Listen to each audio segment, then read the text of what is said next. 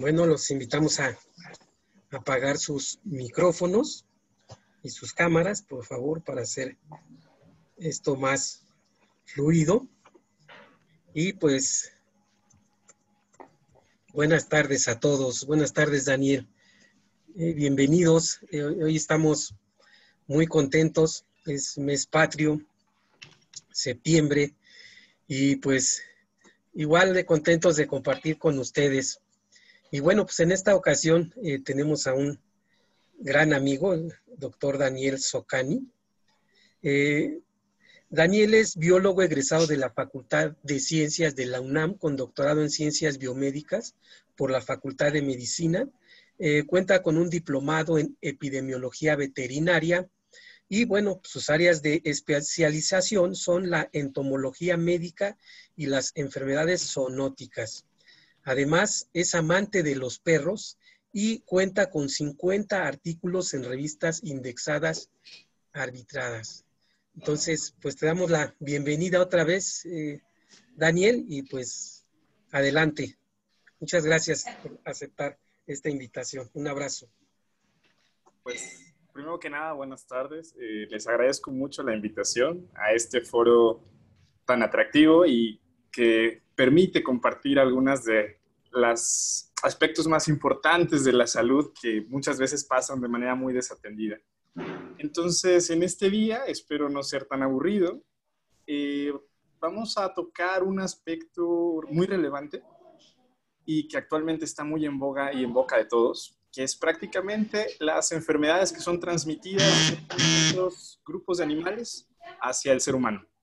Entonces, en este caso, haremos una pequeña revisión de por qué es importante tener un recuerdo histórico, por qué es importante estudiar y reestudiar la historia y qué impacto tiene en el caso de que llegamos a olvidarla. De ahí que prácticamente esta charla se titula Reencontrando viejos enemigos y el caso de las enfermedades zoonóticas.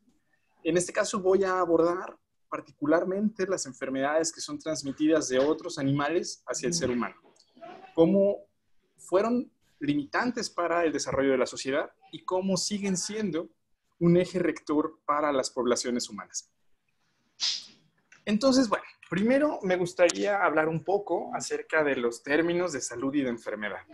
Tenemos que recordar que el concepto de salud es un concepto que prácticamente ya tenemos más de 60 años con él y representa un estado de equilibrio biológico, social, psicológico, ecosistémico inclusive, que tienen los diferentes organismos con respecto al medio. Cualquier modificación o cualquier cambio en el mismo es lo que nosotros podemos ya considerar como parte del proceso de enfermedad. Entonces, dentro de las enfermedades, este estado de desequilibrio, podemos encontrar un grupo que son muy importantes, que prácticamente han pasado desatendidas durante los últimos 20 años, que son las enfermedades infecciosas. Tenemos que recordar que las enfermedades infecciosas son causadas por agentes virales, agentes parasitarios, agentes bacterianos. Es decir, todos aquellos microorganismos que tienen una interacción con un hospedero, en este caso particular, con un vertebrado. Pero dentro de las enfermedades infecciosas se reconoce que existen dos grandes grupos, que son el de las enfermedades emergentes y el de las reemergentes. En este caso, las enfermedades emergentes contemplan a todas aquellas causadas por microorganismos que previamente no conocíamos, que puede ser porque no teníamos la tecnología para detectarlas, porque no llevábamos a cabo monitoreo, porque no habíamos ingresado a los sitios donde se desarrolla y se transmiten los mismos, o simplemente porque han pasado desapercibidas, porque se confundían por las técnicas del abordaje con otros microorganismos. En este caso, por ejemplo, el ébola es una enfermedad emergente, o durante mucho tiempo lo fue en el África, y posteriormente se convirtió en otro grupo de enfermedades que son las reemergentes. En este caso, las enfermedades reemergentes son todas aquellas que durante un tiempo estuvieron bajo control, bajo un monitoreo, se establecieron políticas diversas para su eliminación, pero sin embargo, como es parte del motivo de esta charla, se deja de hacer vigilancia, dejamos de justamente monitorearlas porque presentimos que ya no son importantes para la sociedad y entonces estas regresan y causan una mayor cantidad de casos, lo cual condiciona un impacto importante tanto en la economía como en el desarrollo social. Entonces, bueno, es importante recordar, y particularmente en este momento histórico que vivimos, que las enfermedades emergentes y reemergentes son y serán prácticamente un agente que aqueja a las poblaciones, particularmente en países en vías de desarrollo. Actualmente se considera que el 72% de los patógenos, es decir, esos agentes que causan enfermedad en el humano, provinieron en algún momento de alguna otra especie. Y muchos de ellos brincaron de una especie muy cercana, quizás filogenéticamente no tanto, pero lograron establecerse muy exitosamente en las poblaciones humanas. Y aquí ustedes pueden ver un mapa justamente con brotes muy puntuales de algunos de estos agentes, dentro del cual encontramos, por ejemplo, al SARS, que es un agente viral muy primo hermano del SARS-CoV-2, que actualmente es un problema pandémico. Es importante recordar que hasta hace prácticamente 20 años se reconocía la existencia de 1.415 especies de agentes infecciosos, con todas estas variantes que podemos ver, que van desde virus hasta animales, como son los gusanos, los helmintos, y prácticamente se considera que el 61% de las mismas, 868 especies, fueron de origen zoonótico, es decir, provienen de alguna otra especie y se establece muy rápidamente en las poblaciones humanas. Hasta ese momento se reconocía que existían 132 de estos agentes que causaban enfermedades zoonóticas, es decir, enfermedades que se transmiten de algún animal hacia nosotros los seres humanos. Y también importante, cabe destacar, que el ser humano también puede transmitir a otras especies animales. Tenemos que recordar que prácticamente las enfermedades zoonóticas son y serán un problema grave. Simplemente tenemos que recordar que la malaria ha matado a más de la mitad de la población mundial desde que el hombre es hombre. Entonces, esto ha definido que en muchos lugares, particularmente en zonas tropicales, sea imposible la colonización, o durante muchos años prácticamente se impidió que el ser humano pudiera establecerse en ciertas regiones, particularmente del África o de Sudamérica. Inclusive la Amazonía sigue siendo un sitio complicado por la presencia de paludismo. Entonces, es importante recordar que muchas de estas enfermedades que provienen de los animales al ser humano tienen un costo porque además de nosotros también afectan a otros animales, particularmente aquellos que utilizamos para la producción, para la obtención de proteína y de recursos alimenticios que requiere la población. En particular, por ejemplo, reconocemos que las garrapatas tienen un impacto muy importante en la producción bovina. En este caso, pues se calcula que existen pérdidas por más de 573 millones de dólares por justamente la presencia de infestaciones masivas por garrapatas del ganado, la garrapata Rhipicephalus micropros. Entonces, bueno, en particular nos enfocaremos hacia un grupo muy interesante, muy poco estudiado y muchas veces considerado como olvidado, que son las enfermedades transmitidas por vector. Y antes que empecemos a hablar de las mismas, es importante que definamos qué es un vector. Un vector es todo aquel agente invertebrado, esto es importante recordarlo, son agentes que tienen un exoesqueleto, es decir, que son organismos artrópodos que van a tener un exoesqueleto de una molécula que se llama quitina, que tienen apéndices articulados. Estos van a transmitir diversos agentes infecciosos, dentro de los que podemos tener un amplio abanico, una amplia gama que van desde agentes virales hasta prácticamente animales, o también algunos otros artrópodos.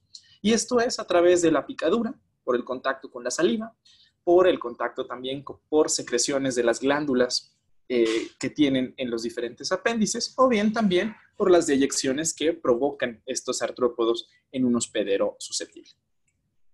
Es importante recordar que prácticamente las enfermedades vectoriales se localizan en todas las latitudes del planeta, las vamos a encontrar principalmente en las regiones tropicales. Sin embargo, también, inclusive en las regiones frías, antárticas, podemos encontrar la presencia de vectores que transmiten agentes competentes que pueden llegar a ser un problema grave que ocasionan una mortalidad elevada. Entonces, siempre se reconoce que los vectores, como bien lo podemos ver en esta infografía de la Organización Mundial de la Salud, son organismos muy pequeños que pueden transmitir muchos agentes, dependiendo de la región, prácticamente es que definimos cuál es la paleta de microorganismos que pueden estar afectando, pero que todos ellos causan una elevada mortalidad y también es importante mencionarlo que también pueden condicionar la pérdida de la función. Entonces, no nada más estamos hablando de pérdidas humanas directamente por años perdidos, sino también por pérdida de la función que implican una pérdida económica muy importante. Entonces, a mí me gusta iniciar con esta charla justamente recordando a una gran plaga que azotó al continente americano y que prácticamente evitó que durante mucho tiempo ser humano pudiese ingresar a zonas más tropicales, que fue la fiebre amarilla.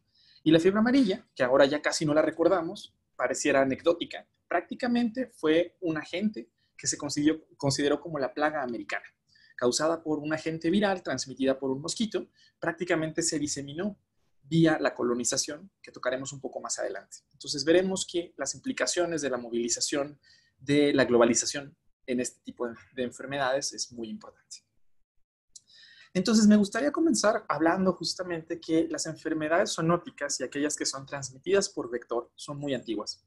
Prácticamente desde que el ser humano empieza a tener contacto con otras especies es que nos damos cuenta que pueden existir padecimientos particulares. Existen registros escultóricos y pictográficos, particularmente de civilizaciones precolombinas, en donde podemos observar que existen lesiones que son muy consecuentes con una patología que es causada por un parásito que prácticamente es transmitido por una mosca muy pequeña, que podemos ver en la imagen superior derecha, y se denomina leishmaniasis. La leishmaniasis, bueno, o leishmaniosis en el caso de los animales, es una enfermedad parasitaria que puede producir la desfiguración particularmente del tabique nasal y también la pérdida de las orejas. Entonces, es una patología que particularmente afecta a población vulnerable en las regiones que practican todavía el cultivo de cacao, particularmente en México, pero en Perú y prácticamente en 3 países más en Sudamérica se reconoce que desde antes de la llegada de los españoles esta patología ya circulaba y causaba una morbilidad importante en las poblaciones. Por otro lado, también es importante considerar que si nos vamos al viejo continente, bueno, entre el año 71 y 79 a.C., pues se consideraba que la malaria, que es causada igual por un parásito transmitido por un mosquito, prácticamente estableció una barrera para que los romanos no pudieran ingresar hacia la región más fría de lo que fue Escocia. Entonces, es importante porque prácticamente recordaremos que en las guerras, un agente que define el progreso de las mismas no tanto son las balas, sino la mayor cantidad de muertes son causadas por agentes infecciosos. Y en este caso, por agentes transmitidas por mosquito, dado que las tropas permanecían mucho tiempo acampando en sitios que eran muy abiertos, muy cercanos a zonas pantanosas, que fácilmente eran el nicho para los mosquitos que transmitían esta patología. Posteriormente, yendo un poco más recientemente, hacia el 541 después de Cristo, tenemos una primera situación que podrían considerar muchos de los estudiosos e historiadores de la medicina como una de las primeras pandemias. En este caso, es el advenimiento de la peste de Justiniano. Todos hemos escuchado, y particularmente en estos momentos, hablamos mucho del término cuarentena, pero realmente, históricamente, a veces no reconocemos de dónde surge el mismo. Durante un brote de un agente transmitido por pulgas, que se llama Yersinia pestis, es el agente causal de la peste, prácticamente a través de la comercialización en el Mediterráneo de la ruta de la seda, proveniente de Asia, es que ingresa al continente europeo una bacteria que primero es transmitida por picadura de una pulga y posteriormente se disemina vía aerosoles, es decir, por vía aérea. Entonces, en este caso, en menos de 5 años, se ve cómo prácticamente a través de toda la ruta comercial en el Mediterráneo existe transmisión activa de Yersinia pestis y se denomina la peste de Justiniano porque prácticamente diezma a las poblaciones en estas regiones. Muy rápidamente se establece y como no existe inmunidad por parte de la población local, pues muy rápidamente empieza a morir la gente. Entonces la estrategia que empiezan a establecer, que no es nada nueva, como lo conocemos actualmente, es dejar 40 días los barcos justamente en el mar para que puedan establecerse un periodo o hasta 2 de incubación de este agente. Entonces todos los susceptibles o todos los barcos que contenían pulgas infectadas, pues se desarrollaba la patología, la historia natural de la enfermedad, que en ese momento pues era letal. Y entonces, bueno, posteriormente ellos se cercioraban de que lo que bajaba o las personas que descargaban de estos botes no tenían la infección. Entonces, este es uno de los primeros ejemplos de por qué es importante llevar a cabo vigilancia epidemiológica y establecer medidas para contrarrestar a un patógeno. Pero es importante recordarles que prácticamente la peste fue un agente que impactó en la economía, en la religión, en la política durante la Edad Media. Y entonces, entre 1347 y 1351 se reconoce la existencia de una patología que prácticamente se movía muy rápidamente entre las poblaciones humanas de pueblo en pueblo, que nadie conocía y que pensaban que era un castigo divino. La realidad es que esto nuevamente fue un segundo brote de peste. En este caso se le denominó el brote de la peste negra, causada por el mismo agente, una bacteria transmitida por pulgas de rata. Entonces, cuando ingresaba a un núcleo familiar, prácticamente todos los miembros de la familia, incluidos, por ejemplo, los animales de compañía como perros y gatos, podían morir en apenas unos pocos días, porque reitero, la transmisión primero era de la pulga al humano y posteriormente era de humano a humano. Entonces, la peste negra prácticamente eliminó un tercio de la población europea. Vemos actualmente que existen grandes cementerios, particularmente en Francia, en donde se tiene registro de la cantidad de población que murió y que se lleva un censo gracias a la iglesia. Es justamente cuando viene el proceso de colonización que muchos de los agentes que actualmente circulan en el continente americano son movilizados por parte de los colonizadores europeos. Y uno de ellos, que es justamente de los que les hablaba al inicio de esta charla, es la fiebre amarilla. La fiebre amarilla es causada por un agente viral transmitido por un mosquito, el mosquito del género Aedes. Es importante mencionar que es nativa de África. Y posteriormente, con las rutas de comercialización de esclavos, es que la misma sale y rápidamente se disemina hacia regiones más norteñas en Europa o bien también hacia América. Es importante mencionar que, que el caso de la fiebre amarilla, esta se establece entre 1647 y 1650 en el continente americano vía Barbados. Entonces ingresa todo un cargamento de esclavos, algunos de los mismos estaban infectados con fiebre amarilla. Existe un vector muy similar al que tenemos en África y entonces prácticamente en 2 años se eliminó a todos los pobladores europeos que habían llegado a Barbados con este cargamento de esclavos. Obviamente, en un sitio donde tú tienes transmisión activa de un agente infeccioso, se desarrollará inmunidad. Cuando nunca has tenido contacto, normalmente las infecciones tienen un desenlace fatal y esto fue lo que pasó. Entonces rápidamente se establece en Barbados, se moviliza el resto de los esclavos y tenemos un foco muy persistente hacia Sudamérica, principalmente hacia la Amazonía, que será muy difícil erradicar por las mismas condiciones que tenemos geográficas y de la presencia de otros vectores. Pero veamos que desde 1647 nosotros, por una medida intervencionista, establecimos una enfermedad que no era endémica de un sitio y que será muy difícil contrarrestar en este momento. Para 1875, por otro lado, en el área de Perú, en un sitio que es la Oroya, que es un sitio que comunica una región económicamente importante que es Callao, prácticamente se estableció una línea comercial para la presencia de un tren para la movilización de todos estos bienes económicos.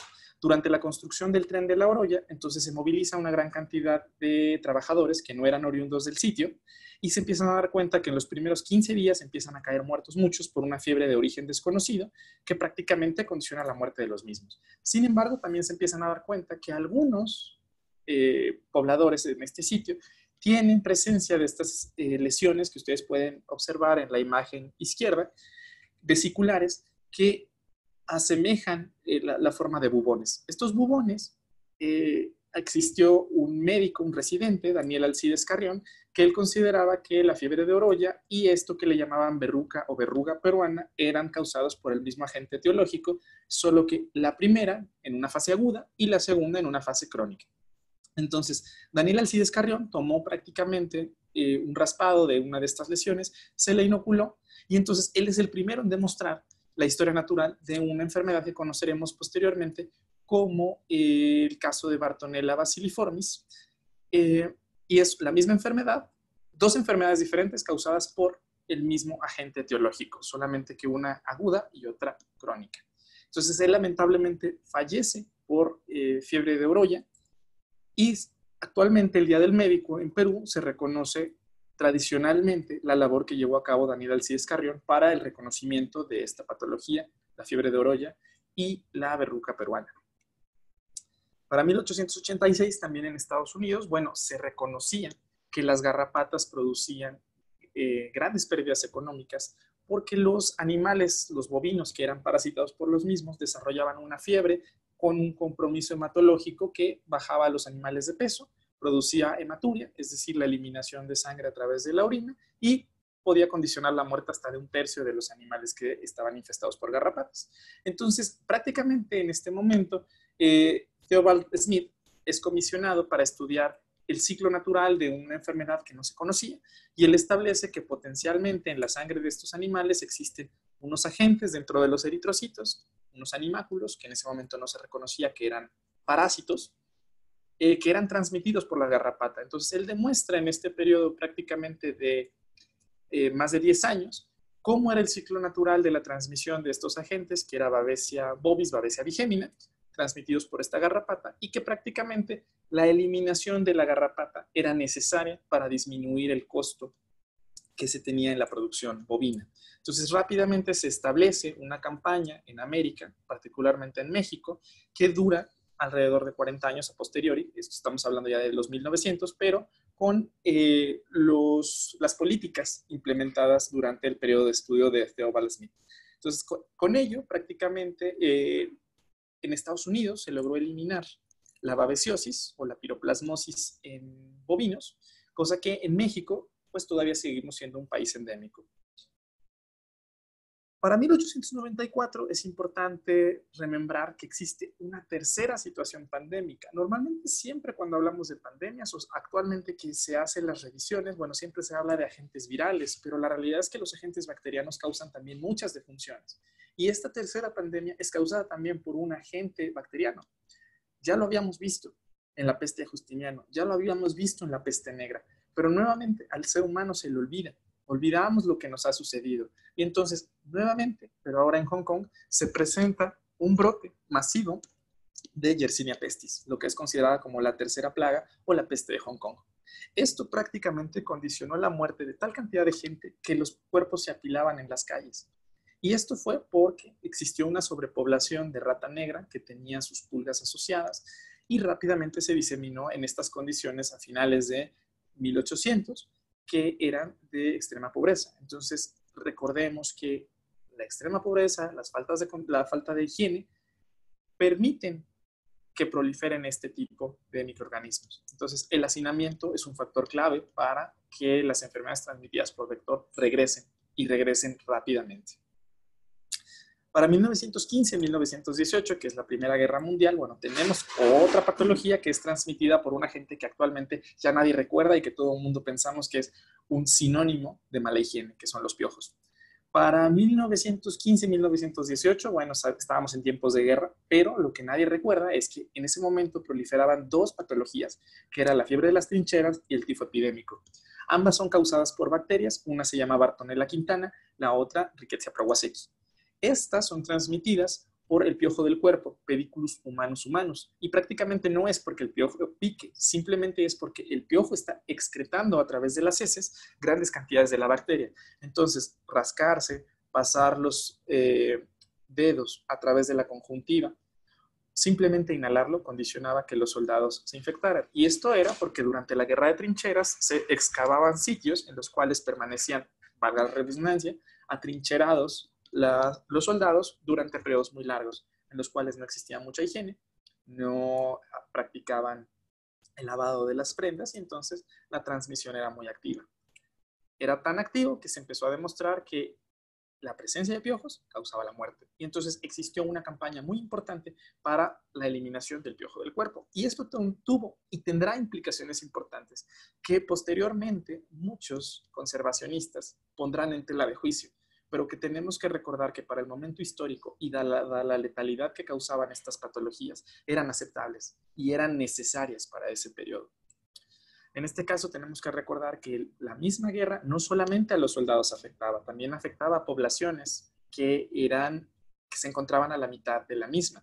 Entonces, el desplazamiento de los refugiados, esto condicionaba que estuvieran en condiciones de muy poca higiene, de muy poca nutrición, o de muy mala nutrición, mejor dicho, y esto generaba que los cuadros se agravaran. No es lo mismo una patología en un individuo inmunocompetente que con uno inmunocomprometido por estrés nutricional. Entonces, prácticamente, estas dos enfermedades, el tifo epidémico y la fiebre de las trincheras, fueron factores que causaron gran cantidad de muertes. y que van a dejar a la población también inmunocomprometida para la emergencia de otros patógenos, como será la influenza española en 1918. Entonces, así era como se veían prácticamente para la Segunda Guerra Mundial, que no se había todavía establecido una política para el manejo de estas dos patologías. Estos eran los pabellones de los tifosos. Y los pabellones de los tifosos estaban tanto en la zona, directamente donde la línea de frente, o bien en sitios de concentración cuando regresaban los soldados. Y podemos ver grandes cantidades de personas infectadas que eran atendidas por médicos que lamentablemente también se podían infectar, y es un caso que hablaré un poco más adelante. Pero veamos que realmente estas dos patologías en conjunto cobraron la mayor cantidad de muertes, inclusive, que las bombas o que cualquier otro agente mecánico. De manera paralela, también se estuvieron desarrollando otro tipo de investigaciones y también se detectaron otro tipo de microorganismos bacterianos hacia el sureste asiático. En este caso, para 1948 se reconoce que los soldados que ingresaban a zonas selváticas, particularmente a zonas que se inundaban y que tenían una vegetación muy elevada, pues eran muy afectados por una patología que causaba un síndrome febril, que evolucionaba muy rápidamente y condicionaba la muerte de un porcentaje muy elevado de las tropas. Y se dieron cuenta que había unos pequeños artrópodos que nadie prestaba atención, que se llaman trombicúlidos, que son primos hermanos de las garrapatas, son ácaros, que tienen un ciclo que involucra la presencia de roedores. Entonces, prácticamente en estos sitios donde abundaban estos artrópodos, se veía la emergencia de este padecimiento febril. En ese momento se le denominó como tifo de los matorrales y es causado por una bacteria intracelular que se llama Orientia tsugamushi. Esta va a ser la principal causa de defunciones al sureste asiático. Y prácticamente se ha visto que este microorganismo y estos vectores han incrementado su rango de distribución. Muchos atribuyen al cambio climático, muchos atribuyen a la movilización de otros animales, pero el punto es que en 1948 la reconocíamos como una patología que era endémica de la India principalmente, y actualmente ya se reconoce que la estamos teniendo en países mucho más lejanos, inclusive reportándose en Australia. Para 1935 también es importante mencionar otra patología que actualmente estamos libres o que estamos certificados como país libre, que es la oncocercosis. La oncocercosis es un padecimiento parasitario transmitido por esta mosca, la mosca negra, un simúlido, que salió de África y rápidamente, al igual que la fiebre amarilla, se estableció en América. Esto es por la presencia de vectores que son muy similares en ambas regiones. Entonces, la oncocercosis se detecta por primera vez en América en 1935 y será uno de los padecimientos parasitarios que más aqueja al continente americano hasta prácticamente una década atrás. Se establecieron políticas para la eliminación de la misma porque esta no condiciona la muerte del individuo, sino causa lo que se conoce como la ceguera de los ríos. Entonces, esto simplemente pónganselo a pensar. Un individuo sano de media edad o en edad que es económicamente productivo, afectado por un parásito que le causa ceguera, condicionará que ese individuo no pueda ser productivo el resto de sus días. Entonces, para las comunidades prácticamente es una enfermedad que las dejaba completamente abandonadas. Entonces, por eso es que tiene tal relevancia la oncocercosis y que se aplicó un programa para la erradicación. En México tuvimos durante muchas décadas la misma y prácticamente teníamos un foco muy activo en Chiapas, el cual, mediante las políticas en las últimas administraciones, pues se eliminó o se cesó la transmisión activa de oncocercosis. Pero esto no tenemos que olvidar, con base en lo que hemos charlado previamente, no debemos bajar la guardia, no debemos dejar de hacer vigilancia. El problema es que estos organismos se mantienen muy silenciosos hasta que volvemos a tener condiciones correctas, hospederos susceptibles, para que vuelvan a reemerger en las poblaciones susceptibles. Otra patología que también es importante y es transmitida por garrapatas es lo que conoceremos como fiebre manchada de las montañas rocallosas, mal llamada de esa manera porque la reconocíamos en América Latina como fiebre maculosa. Sin embargo, es una patología transmitida por diversos grupos de garrapatas, diversos géneros transmiten a este microorganismo que causa un daño en los vasos pequeños, de pequeño calibre, daño endotelial muy grave que condiciona la muerte hasta el 85% de aquellos que son afectados. Ahora nos hablan que las rickettsiosis son un problema de salud pública emergente. No lo es. Las rickettsiosis, al menos en México, somos de los países que primero empezamos a estudiar rickettsiosis. Y desde 1940 existen reportes que está transmitiéndose este agente. El punto es, tuvimos toda una escuela de riqueciólogos que estuvieron trabajando muy activamente y es hasta los años 60 que dejan de hacerlo y las rickettsiosis pasan desapercibidas. Hasta los 90 que las retomamos y que nos dimos cuenta que nunca se fueron. Dejamos de establecer vigilancia y los focos siguieron ahí, silenciosos, pero ahí siguieron. Esto realmente, ¿por qué dejamos de hacer vigilancia? ¿Por qué nos confiamos de todos estos organismos? Bueno, ya lo habíamos comentado previamente. El piojo del cuerpo era un problema, particularmente para los soldados que se encontraban en el frente o en la línea de frente. Para ello, existió la formulación de un agente muy efectivo, que fue el DDT, como un insecticida que nos mantenía en control de los vectores. Entonces, el DDT se utilizó de manera indiscriminada en las poblaciones, principalmente para la eliminación de los piojos. Sin embargo, este tuvo un efecto residual que eliminó a otros agentes como fueron garrapatas, mosquitos, y prácticamente hasta los años 60 tuvimos una disminución muy importante de las enfermedades transmitidas por vector. Lamentablemente, el DDT tiene un efecto muy nocivo en el ecosistema, dado que permanece durante mucho tiempo y se transmite o sigue siendo efectivo por varias generaciones y dentro de las cadenas tróficas. Entonces, esto tendrá un impacto a posteriori, particularmente en las aves. Sin embargo, en ese momento era necesario por la morbilidad y la mortalidad tan elevada que existía. Esto, el advenimiento del DDT, permitió que uno de los agentes que actualmente nos afecta más, el dengue, igual causado por un agente viral transmitido por el mismo mosquito que transmite la fiebre amarilla, se erradicara por completo de América. Sin embargo, con la modificación de algunas conductas de consumo, volvimos a regresar del sureste asiático al mosquito y con ello nuevamente al dengue. Entonces veamos en este mapa que en 1970 prácticamente estaba limitado a las ciertas islas del Caribe y Estados Unidos. Para el 2002 ya teníamos circulando al menos 2 serotipos de dengue a lo largo de todo el continente americano. Y actualmente, hasta hace un par de días, tenemos en México circulando a los 4 serotipos en prácticamente todo el país. Entonces, esto nos habla de que dejar de hacer vigilancia y de establecer tanto vigilancia como el uso de agentes que puedan estar controlando a las poblaciones de vectores tendrá un impacto a posteriori que no podemos medir. En 98-99 también con el desplazamiento de los refugiados en Sudán se vino un brote importante de un agente febril que no se reconocía en ese momento y prácticamente cobró la cantidad de 20,000 infectados con un quinto de los mismos que murieron. Y esto fue por una bacteria que se llama Borrelia recurrentis y es transmitida por garrapatas. Nosotros movilizamos a una población muy grande a un sitio donde había piojo del cuerpo que permitía la transmisión de esta bacteria. Y entonces condicionamos la perfecta conducta de falta de nutrición, falta de recurso, falta de higiene, para que se provocara un brote. Un brote que prácticamente en menos de un año cobró una gran cantidad de víctimas y víctimas mortales. Entonces, existen nuevas especies que están circulando, y no me refiero a nuevas especies que estén de repente generándose, sino que estamos ingresando a biomas que están cada vez más silvestres y que por la misma presión que tenemos de un incremento de la población, nos generan que tenemos que explotar una mayor cantidad de recursos.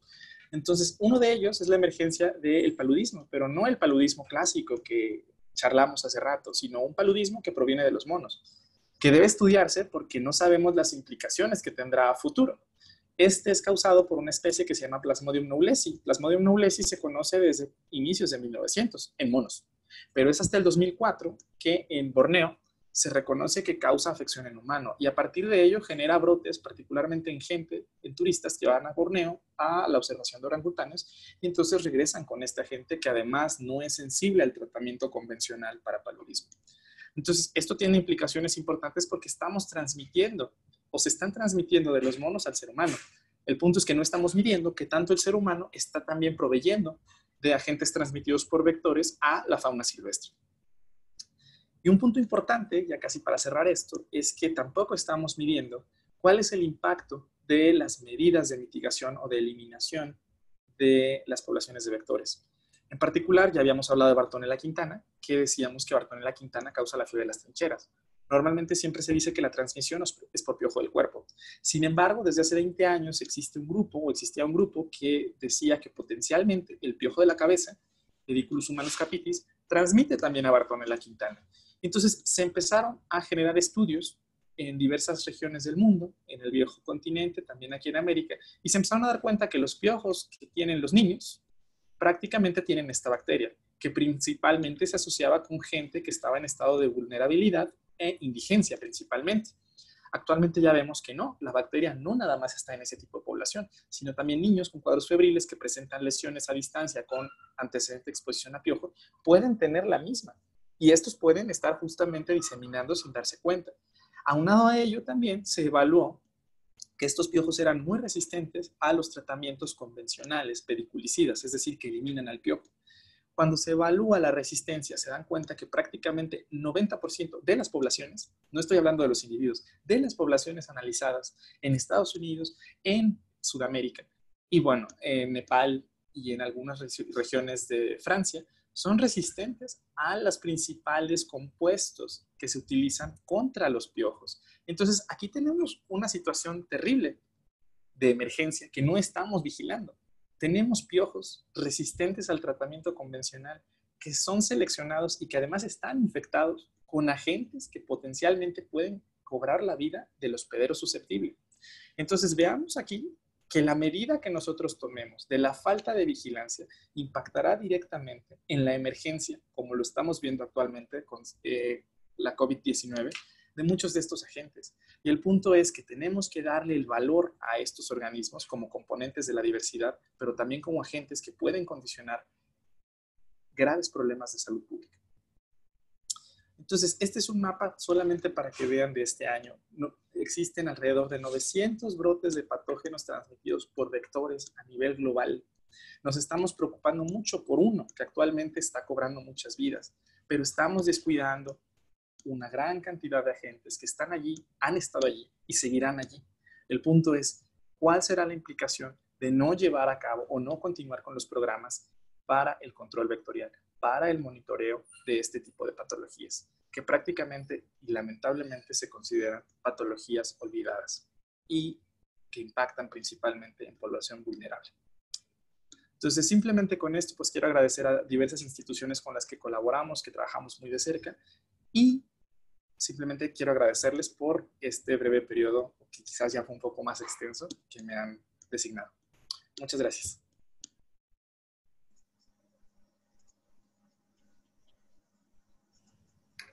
Muchas gracias, Daniel. Muchas gracias, Daniel. Muy interesante. Vamos a abrir un panel de preguntas. Si alguien gusta preguntar algo, bienvenido.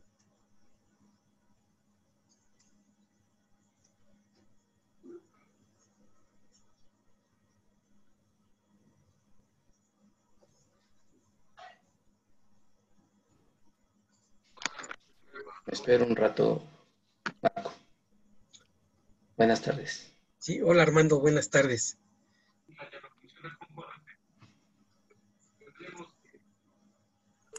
Estoy aquí. Hola. Pregunta. A ver, Abril. Vamos. Hace todavía unos 2, 3 años creo, o un poco antes de esta pandemia, hubo en las escuelas como por meses o por temporadas, ya sea de calor o de frío, había como cronicidad en pediculosis. ¿Esto traía alguna otra enfermedad aparte? Lamentablemente en México no tenemos como tal vigilancia de agentes patógenos en piojo de la cabeza.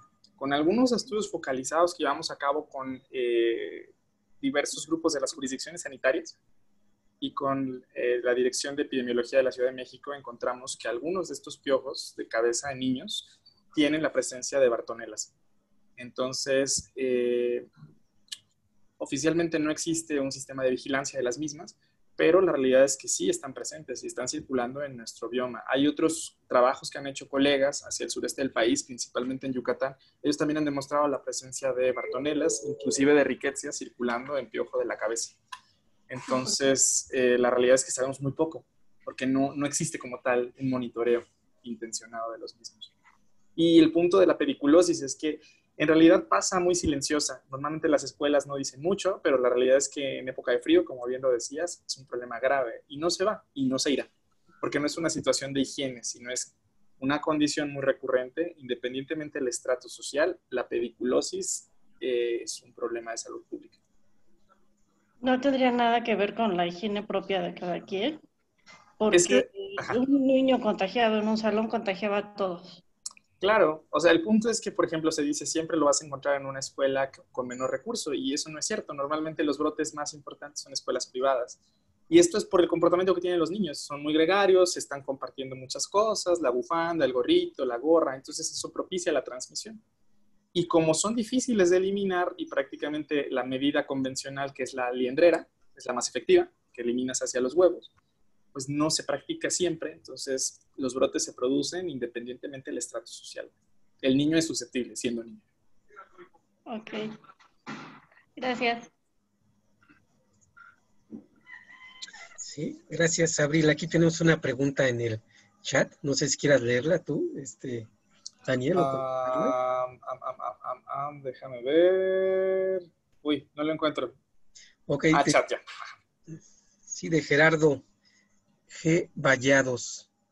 Dice, ¿Qué otros agentes bacterianos hemotrópicos son de potencial zoonótico al humano? Bueno, agentes hemotrópicos hay diversos, o sea, son todos aquellos agentes principalmente bacterianos que pueden transmitirse de un artrópodo hacia el humano o hacia otras especies. Tenemos varias especies de una bacteria que carece de pared celular, que es del género Mycoplasma, que causan anemias hemolíticas. Tenemos la presencia también de rickettsias, erliquias, que son todos microorganismos intracelulares. Y pues tenemos un sinfín de espiroquetas, por ejemplo, como las borrelias. Entonces el panorama es bastante amplio. Estaríamos hablando de más de unas 300 especies que son transmisibles, dependiendo qué te pica. Si es un mosquito, si es un piojo, una pulga, es lo que esperarías que se transmita.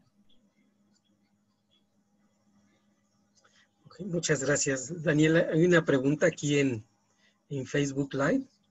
Viviana López dice, buenas tardes, doctor. ¿Hay alguna actualización en medicina veterinaria acerca de la intoxicación por arácnidos, tanto para humanos como para animales de compañía? Mira, esa parte sí, yo la desconozco, me declaro completamente neófito. Yo trabajo con patógenos transmitidos por vector, pero no trabajo ni con mordedura de araña, ni con picadura de alacrán. Ahí sí, perdón, no sé. Bueno, pues está bien. Qué bueno es eso, decir no sé, ¿no? Y no dejar las cosas así, porque luego interpretamos mal, ¿no? Y pues pierden sentido muchas cosas. Bueno, pues gracias, Viviana López.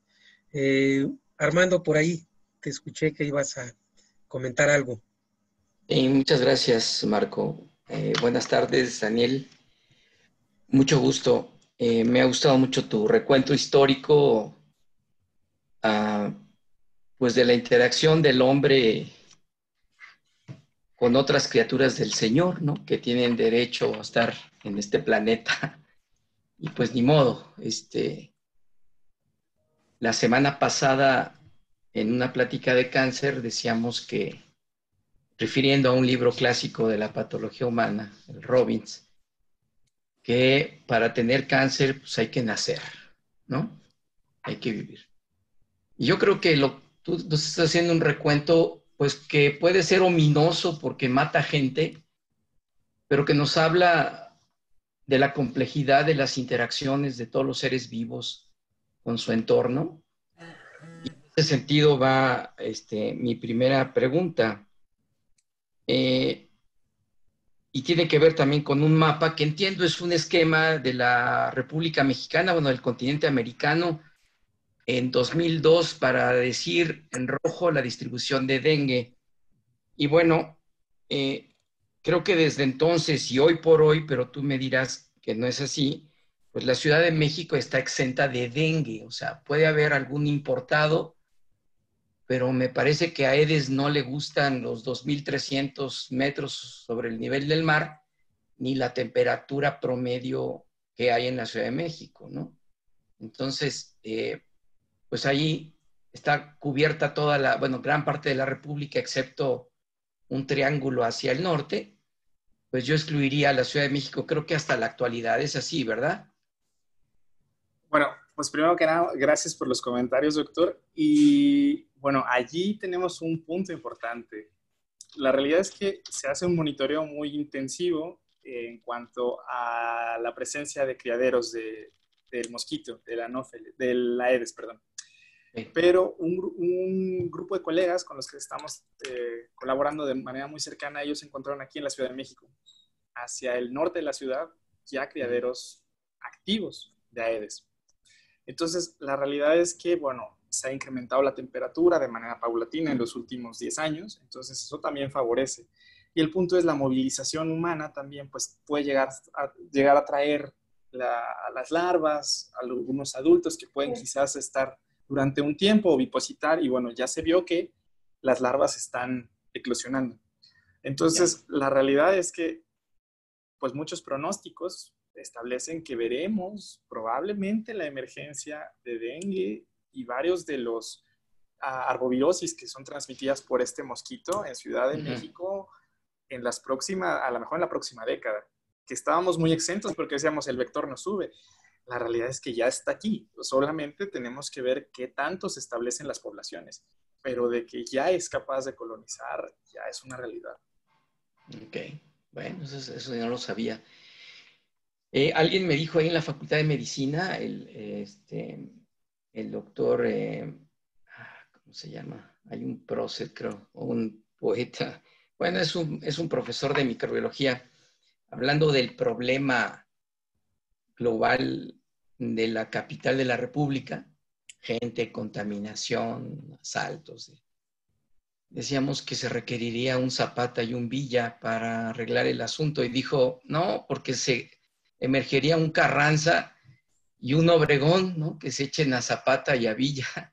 Dice, no, más bien va a ser que aumente un poco la temperatura, que haya sequías, que Aedes nos invada y otros más lleguen a esta ciudad, y entonces sí, entre la sequía y las picaduras de mosquitos, ahí sí se va a componer la ciudad, porque pues estas eliminaciones masivas de humanos pues también tienen su impacto ecológico, ¿no? Así que pues arrieros somos, en el camino andamos con todas estas criaturas, y es bonito estudiarlas, pero desde la perspectiva solamente humana, pues los vemos como lo que luego a mí no me gusta llamarles, ¿no? Bueno, aquí lo mencionas muy bien, es un vector, pero dice que transmite patógenos. Bueno, el término patógeno es muy antropocéntrico porque, pues diríamos que lo que transmiten son microorganismos, y ellos mismos, como animales, pues lo que están haciendo es resistir las presiones evolutivas que el medio les imprime, y pues ni modo, la interacción entre nosotros lleva su precio, ¿no? En ese sentido, y ya que mencionaste el calentamiento global, yo casi supongo, y ya tú nos has dado un dato interesante aquí en México, que el calentamiento global hará o provocará, entre otras cosas, una mayor distribución de vectores, ¿no? Es decir, donde no estaban, ahora habrá, ¿no? Y entonces esto, si es un vector que lleva una bacteria, un virus o un parásito, bueno, pues entonces incrementará las bolitas rojas de tu última diapositiva en todo el planeta, ¿no? Sí, es un factor importante el calentamiento y la movilidad de las personas, ¿no? Creo que tenemos un problema también, como usted bien lo menciona, un problema conceptual. Creo que establecemos mucho como situaciones que tienen que ver directamente con nosotros. por ejemplo, sucede que muchas garrapatas y muchos patógenos transmitidos por los mismos han estado allí. Lo único que hicimos nosotros es irnos a meter a sitios donde previamente no habíamos estado. Entonces nosotros propiciamos que eso venga, ¿no? Pero creo, como bien lo dice, el punto no es que existe una fuerza divina que pone a ese artrópodo y le dice, tú tienes que ir e infectar a este organismo. Es simplemente como usted lo dice, toda relación tiene un costo. A veces nos divorciamos, a veces estamos mucho tiempo juntos, pero la realidad es eso, ¿no? Que una relación nos puede tener un beneficio, a lo mejor un beneficio a corto plazo, mediano, largo, pero tiene un costo. Entonces, creo que todo lo vemos muy en la tendencia de los mosquitos. Bueno, se va a incrementar la temperatura y el mosquito tiene una mayor movilidad, ¿no? En un gradiente quizás altitudinal o latitudinal, dependerá. Pero hay otros grupos de artrópodos que nadie voltea a ver, que se nos han olvidado. Los piojos son olvidados, las pulgas son olvidadas. Y esos organismos no es que sean tan móviles, es que están allí. Hay un estudio que acabamos de publicar con una estudiante de licenciatura, una colaboración con la UAM, que justamente encontramos en Seúl la presencia de Rickettsia tifi, que causa tifo murino, en pulgas de tlacuache, de una zona, de la zona núcleo, ¿no? Entonces, ¿qué implicaciones tiene esto? Pues muchos dirán, tendremos que hacer algo con los tlacuaches. No, el punto es no tenemos que hacer nada. El punto habría que conocer cómo es el ciclo, qué estamos ingresando nosotros a ese bioma para que exista esa bacteria en esos organismos que propiamente no la tenían. Entonces, tenemos que cambiar un poco el pensamiento de que todo lo que está allá afuera viene a hacernos un daño, ¿no? Este pensamiento como tan colonialista de que nosotros somos el centro de todo y todo nos quiere hacer daño, cuando la realidad es que nosotros forzamos una interacción que va a tener una consecuencia, ¿no? Ok, sí, así es. Yo veo, y lo has destacado muy bien, el papel de las migraciones humanas, las plagas. Y yo en las migraciones veo un símil en muy pequeña escala a la sana distancia. Tener sana distancia es limitar tu movilidad y quedarte en casa. Entonces, vuelves a destacar tú esos viejos y ancestrales conceptos o hechos que también los pasamos por alto. Es decir, no les hacemos caso, ¿no? Lávate las manos, ¿no? A mí, Marco me hizo el favor de darme, creo que la conferencia inaugural de esta caravana, y hablé de Cajal y la epidemia del cólera en España en el siglo XIX, y la recomendación fundamental en ese tiempo es, pues, lávense las manos y cuezan bien los alimentos y hiervan el agua, ¿verdad? No vacunas, no otra cosa, ¿no? Y esto me lleva a justamente el planteamiento, o con base en esta resistencia a pediculocidas, si es verdaderamente la estrategia, la erradicación a través de estos medios químicos que tienen sus consecuencias humanas, en plantas, en otros animales benéficos, vamos a poner como las abejas, las propias arañas que se comen a la mayoría de los que sí podrían ser un poco un riesgo. Pero, ¿qué opinas tú? ¿Cuál sería el control? ¿Es control o erradicación de vectores? ¿Cuál es tu postura en ese sentido? Yo creo que justamente tocó en el clavo el problema conceptual y que prácticamente se ha ido modificando el paradigma. Queríamos erradicar. La realidad es que es imposible, porque al final del día, cuando establecemos una medida, el sistema es resiliente. Va a contraatacar de alguna manera, ¿no? Tiene que regresar a un estado, pues, de equilibrio. Entonces, el hecho de pensar en la erradicación, pues, es absolutamente imposible, porque cualquier organismo, cualquier especie cumple un rol. Y si nosotros eliminamos uno, alguien más suplirá esa función. Entonces, al final del día, quizás la medida que tomamos es peor. Es peor, como bien lo dirían, el remedio que la enfermedad, ¿no? Entonces, más bien tendríamos que estar con poblaciones vectoriales bajo control, pero eso implica un estudio sistematizado. Tenemos que reconocer quiénes son los vectores, cómo es la dinámica de los mismos, cómo podemos mitigar cuáles son las fuentes de alimentación, porque ponemos un estereotipo. Por ejemplo, escuchar garrapatas, garrapata es sinonímico de enfermedad, mosquito es sinónimo de enfermedad, y no todos estos agentes tienen tropismo por el humano. Hay algunos que les gusta más comer perro, hay algunos más que comen primates no humanos. Entonces, el punto es, tenemos que comprender mejor los sistemas, estudiarlos de manera transdisciplinaria, multidisciplinaria, para realmente llegar a una medida que sea conveniente para todas las partes, retomando el argumento que usted estaba comentando. Tiene que ser una medida que no impacte en el ecosistema, pero que también nos ayude a mitigar la morbilidad en el humano. Hay un artículo muy bonito en donde justamente un grupo de antropólogos encuentran desde el Paleolítico la presencia de una liendrera idéntica a la que tenemos de plástico actualmente. Entonces, un par de miles de millones de años no es mucho, ¿no? Pero la medida más efectiva y que se reconoce actualmente para una pediculosis es la liendrera.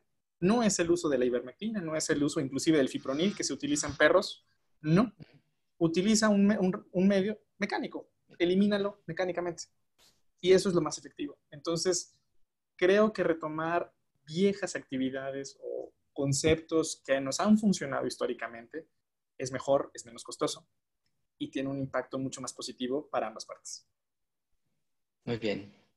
Pues muchas gracias, Daniel. Te felicito por la plática, por tu formación y por la buena visión, creo yo, que tienes de tu tema de estudio y de trabajo. Muchas Felicidades. Gracias. Gracias.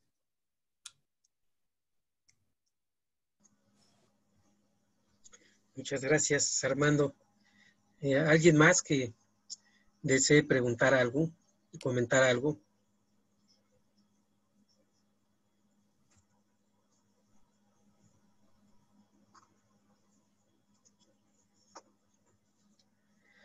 Pues parece que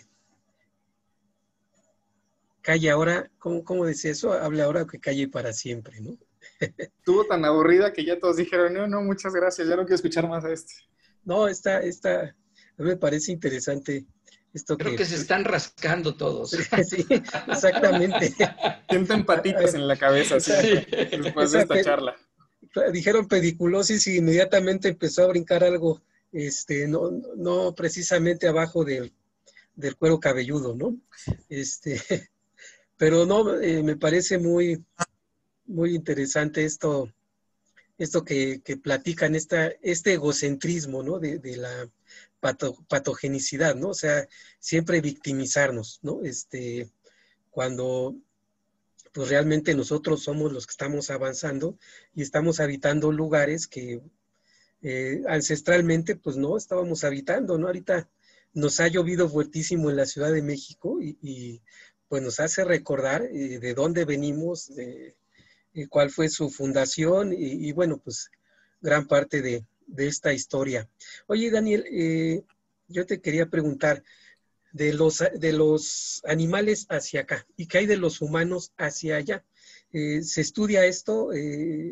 ¿Conoces a alguien que esté haciendo?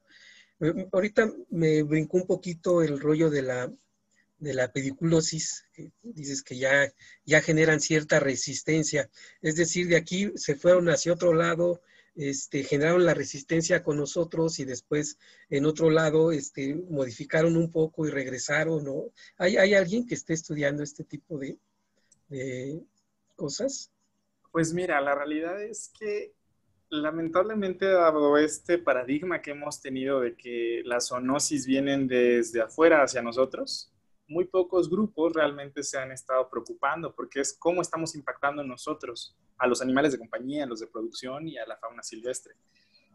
Hay colegas con los cuales he tenido la oportunidad de trabajar muy de cerca, mano con mano, y que son muy brillantes y que están aportando grandes puntos a esto. Por ejemplo, el grupo de la doctora Anabel Cruz Romero, de la Universidad Veracruzana, de la doctora Romero Salas, también ellas han estado realizando estudios muy puntuales de cómo se transmiten los patógenos de animales de compañía hacia la fauna silvestre. Por ejemplo, hay una bacteria que causa una enfermedad febril que se llama leptospira, y justamente el bovino aparentemente se lo está transmitiendo a los murciélagos, al murciélago hematófago, que toda la vida hemos dicho, el murciélago hematófago transmite rabia, y Dios lo puso en la tierra para que me transmitiera rabia. No es así. Nosotros metimos a los bovinos. No había bovinos en América. Nosotros los metimos y pues él dijo una fuente de alimentos. Entonces, ahí estamos viendo. Hay otros grupos. El grupo del doctor Gerardo Susán también identificó, por ejemplo, la presencia de tuberculosis en tlacuaches. Y esto es porque están cohabitando de manera muy estrecha. El tlacuache viene hacia el medio más rural porque nosotros invadimos el medio silvestre. Entonces, se produce un intercambio. ¿Qué implicaciones tiene? Pues no lo estamos midiendo. Realmente en México hay muy pocos grupos trabajando zoonosis y trabajando con fauna silvestre, y esta, como tú bien lo dices, esta dinámica de los patógenos del humano hacia la fauna silvestre, somos bien escasos. Y digo, somos porque yo soy parte de un grupo que realmente es multidisciplinario, que está haciendo este intento de abordaje. Y estamos viendo muchas cosas interesantes. Estamos viendo que estamos impactando muy negativamente hacia el medio, hacia el ecosistema. Entonces, hay que estudiar más realmente. En Estados Unidos y en Europa es muy común, en Chile también. Aquí, muy poquitos, muy poquitos. Ok, muchas gracias. Una cosa que decía Armando, la sana distancia, ¿no? Allá, aquí en el laboratorio, cuando trabajamos con las amibas, resulta que si tú no haces el pase de la amiba por el hámster en un determinado tiempo, 15 días, que es lo que hace Mario normalmente, pierde su patogenicidad, pierde su virulencia, ¿no? ¿Tú crees que esto de alguna manera en otro tipo pues de parásitos infectantes pudiese controlarse con algún distanciamiento? O sea, que podamos vivir en equilibrio. Fíjate lo que te estoy preguntando, ¿no? Mira, la realidad es que la naturaleza es sabia y lamentablemente nosotros como especie somos extremadamente necios. Cuando un animal está enfermo, normalmente, y es un animal gregario, normalmente lo que hace es que se está distanciando de otros de la colonia para evitar la transmisión. Eso se ve en rabia, eso se ve en otros agentes que pueden condicionar la muerte. Nosotros somos los únicos que necesitamos que alguien nos cuide y nos mantenga apapachados para que eso no suceda, ¿no? Y la realidad es que muchos microorganismos, al momento en el que están en un sistema no propio, pierden la virulencia, no tienen necesidad de estar cargando con estos elementos genéticos que además van a generar un costo al momento de producir una molécula. Entonces simplemente los pierden. Ciertamente podríamos atenuar un poco esto con esta sana distancia. Entre más nos hacinemos y entre más interacciones tengamos con otras cosas, pues es más probable que esto suceda. Entonces lo vemos en los cultivos, ¿no? Siempre después de un tiempo que no lo pasas por un animal, por un hospedero propio, el parásito o el patógeno pierde la posibilidad de infectar, ¿no? Entonces simplemente disminuyamos la capacidad de transmisión y con eso disminuiremos también a las cepas que son muy virulentas, porque esas se ha visto en otros sistemas. La hipótesis de la reina roja: si es muy virulento el bicho, es decir, se reproduce mucho, mata a los hosperos susceptibles y se autolimita, se acabó. Recordemos, la sífilis mataba mucho, actualmente sí tenemos antibióticos, pero también las cepas muy patógenas se van eliminando del medio. Entonces, un mecanismo que tiene el mismo sistema para mantener el equilibrio, la resiliencia. Ok, pues muchas gracias. Por aquí tenemos otra pregunta en el chat. Yo tengo una pregunta. ¿Cuál ha sido el impacto de las rickettsiosis en México? Bueno, pues las rickettsiosis han sido en México históricamente un problema de salud pública. Las reconocemos desde los años 40 y en Sonora, Sinaloa, Chihuahua, Coahuila, pues producen una letalidad hasta el 85%, es decir, 8 de cada 10 que se infectan se van a morir. Y lamentablemente, desde 2008 tenemos un brote en Mexicali activo que no se ha podido controlar y sigue siendo la misma tendencia. 80% de los que se infectan se mueren. Entonces, las rickettsiosis son y serán un problema de salud pública, las transmitidas por garrapata. Y también tenemos que recordar, aquí en el Hospital General de México tuvimos justamente la presencia de un laboratorio de rickettsiosis. Howard Taylor Ricketts, que es el que identificó al género Rickettsia, vino a trabajar aquí por órdenes de Porfirio Díaz. Estableció un pabellón de los tifosos, que está a 2 pasos aquí de la UME, ¿no? Pero el punto es, tuvimos una escuela muy importante de rickettsiosis, o de rickettsiólogos, mejor dicho. El punto es, no pudimos erradicar la rickettsiosis, aunque tuvimos los elementos. Los doctores Bustamante y Varela hicieron muchos estudios en el país encontraron muchas de las dinámicas de transmisión, potenciales vacunas, pero nos olvidamos de ellas. Y entonces me parece a mí increíble que estamos en el año 2020 y la letalidad por rickettsiosis es igual que en 1940, que se presentan los primeros casos. Eso quiere decir que hicimos algo mal para conservar un foco y no mitigar ni la cantidad de casos, ni tampoco la mortalidad causada por los mismos. Entonces, las rickettsiosis son y seguirán siendo, si no aplicamos medidas, un problema de salud pública. Y aquí Armando creo que quiere comentar algo otra vez. Por ahí, parece que levantó la mano. Sí, perdón, es que está muy sabroso esta. No sé, creo que alguien preguntaba algo relacionado con la veterinaria y más que preguntas son unos comentarios. Que lo que voy a decir engloba mucho de lo que ya se ha dicho. Por ejemplo, en los sistemas de producción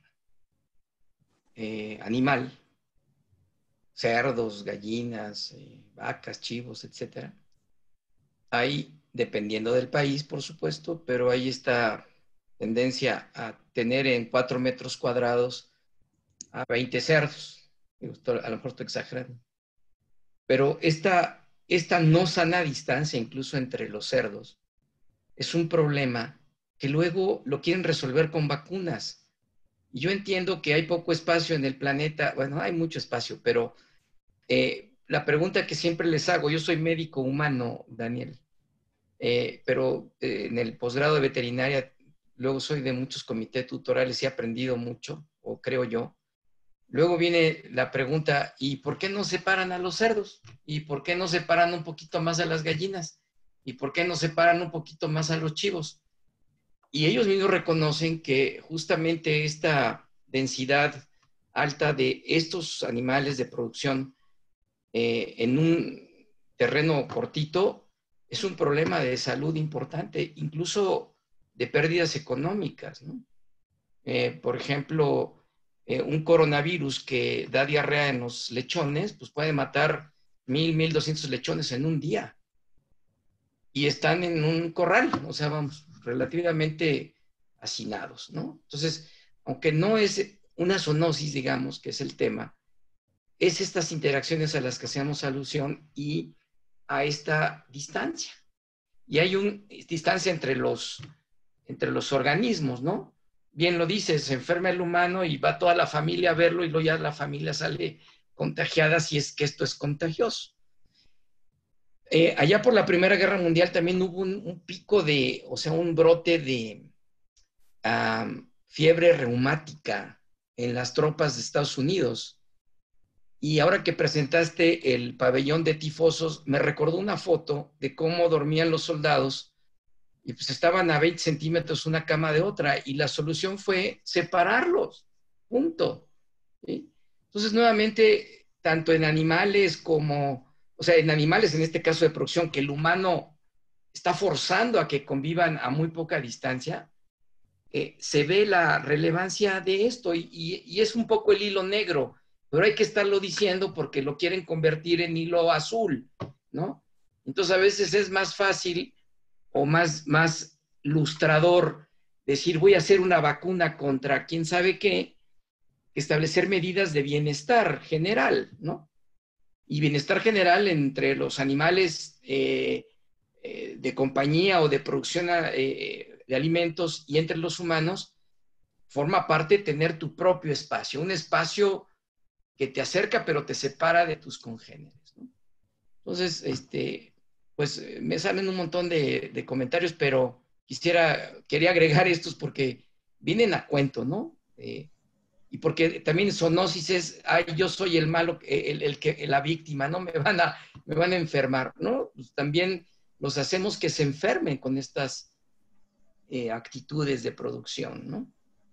Gracias. O sea, y justo retomando lo que está diciendo el doctor, o sea, la peste, que ha sido uno de los grandes azotes de la población humana, nosotros forzamos a la presencia de la misma. Nosotros sacamos a una especie de su hábitat, le dimos comida, la trajimos con nosotros, que es la rata, que porta las pulgas infectadas, y después nos quejamos, que es como un castigo divino, cuando la realidad es que divinamente nosotros nos hemos creado las condiciones, nos hacinamos mucho.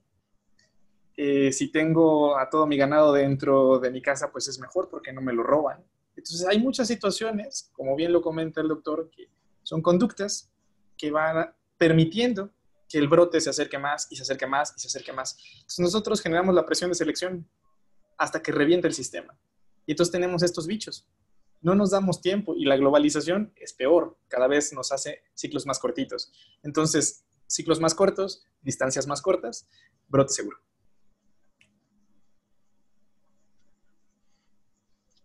Ok, dice Marlene Solís, ¿en México existen reportes de enfermedades en felinos silvestres? Sí, en cuanto a enfermedades transmitidas por vector, la realidad es que se ha hecho muy poco. Hay principalmente otras zoonosis como la toxoplasmosis, se ha evaluado mucho porque los gatos son hospederos definitivos del parásito toxoplasma. Se han hecho estudios de leptospirosis también. Hay algunos otros agentes virales que se están trabajando, pero la realidad es que los felinos son de los grupos de mamíferos menos estudiados y están en peligro de extinción prácticamente todas las especies para el país. Entonces, tendríamos que hacer un esfuerzo mayor, no solamente para monitorear cuántos hay, sino cuál es el estado de salud generalizado. No nada más con los patógenos convencionales ni bajo técnicas convencionales. Habría que hacer un poco de inspección mucho más fina para ver qué es lo que está afectándolos, porque al final del día el distemper canino, el moquillo, se puede transmitir de poblaciones de perros y de gatos domésticos hacia los animales silvestres, y a los felinos son muy susceptibles. Entonces la posibilidad de que nosotros ingresemos algo al bioma y les vaya muy mal es muy alta.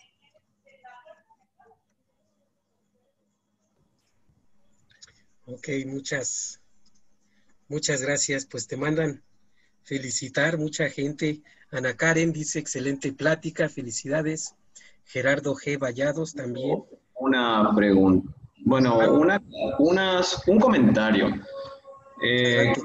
Con respecto a los sistemas productivos en animales, se maneja un hacinamiento amplio porque... Denme un momentito. Se maneja un hacinamiento amplio ya que se confieren mayores medidas de control. Si los animales se llegan a dispersar más, lo que sucede es que pueden captar una mayor diversidad de patógenos, y los sistemas productivos especializados se dedican a controlar todo este tipo de factores que pueden estar presentes en el ambiente. Lo que sí pasa es que la intromisión de los animales y los cambios en los agroecosistemas tropicales o en algunos otros sistemas productivos pueden llegar a así predisponer la transmisión de enfermedades. Más no quiere decir que el hacinamiento como tal, sí, vas a tener una mayor muerte de tu población, pero vas a tener un control de tu población.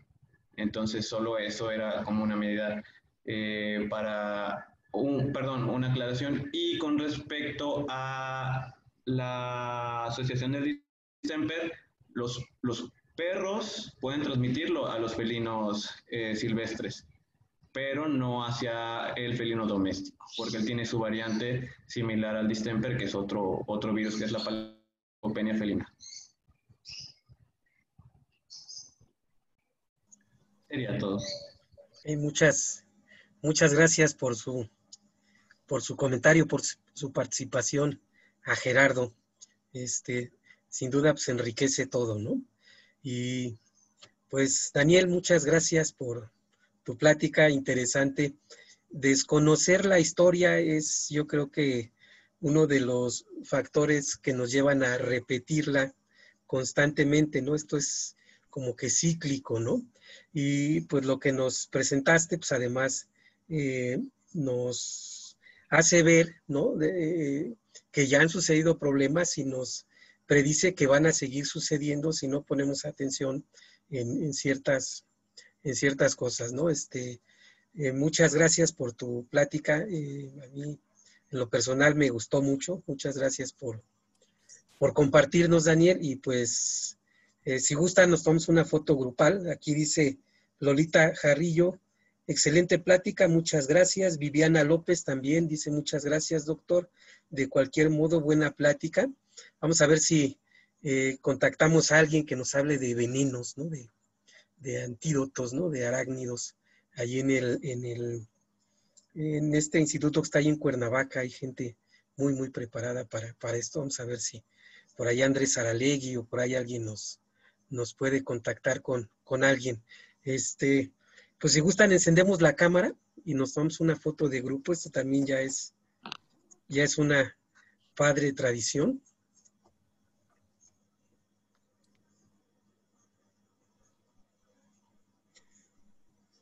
Por aquí está Armando, ya te saludamos. Abril, Ana Karen, Gerardo, Cata, Angie,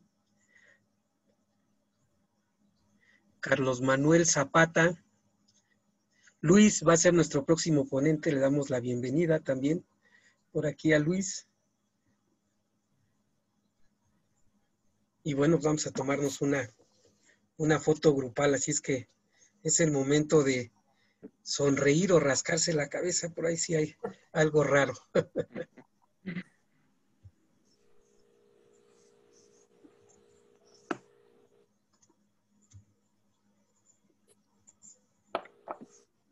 Vamos otra vez.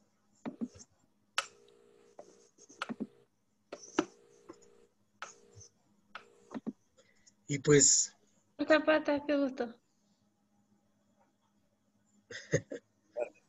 Es la hora de los saludos. Es padre que siempre se ve gente que normalmente tiene un rato sin verse. Esto nos está sirviendo también para esto. Y pues muchas gracias a todos. Daniel, muchas gracias otra vez. Este es tu espacio también. Bienvenido, y pues hay que seguir difundiéndose. Sin duda, pues el que aprendamos cada día más, pues nos va a llevar a tener una mejor sociedad, más preparada incluso para las contingencias, ¿no? Y bueno, pues nos vemos la próxima semana. Un abrazo a todos. Sí, nos despedimos ahí en Facebook Live y le damos la bienvenida a Luis Fernández la próxima semana. Hasta luego. Gracias, Hasta luego, gracias. Muchas felicidades, Daniel. Muy bonita tu plática. Muchas gracias.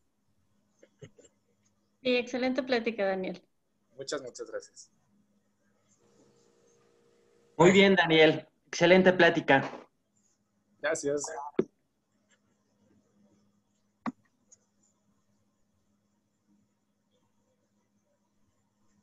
Gracias, Daniel. Muchas gracias nuevamente. Nos vemos pronto. Y ahí seguimos trabajando. Listo. Cuídense mucho. Muy buena tarde. Bye, bye. Igualmente. Adiós, Tarsi. No encendiste tu cámara.